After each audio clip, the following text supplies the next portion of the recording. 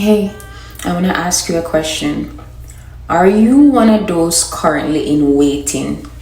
Maybe you're waiting on a prophetic promise from God. Maybe God said something to you and you are waiting for the fulfillment of what God said to you.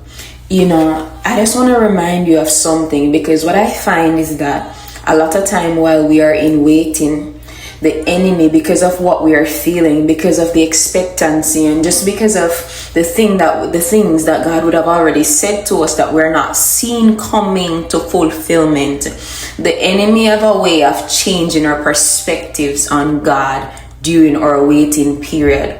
Guard what you know about God in your heart. Guard what the scripture says about God in your heart. One of the things that I read in the book of John about the disciples was that when Jesus ascended, they went back to normalcy.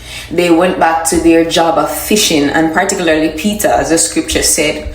And that what that tells me is that during that period of waiting, we can feel as though, is God bipolar? Is God truly not? Is it gonna happen for real?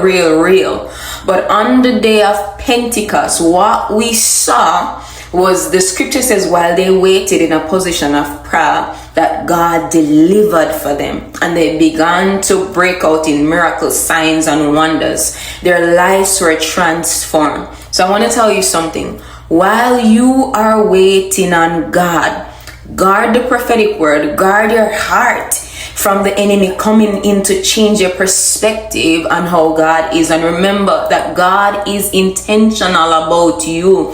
He will fulfill the promises that he spoke concerning you. And even in your waiting period, it is a time for God.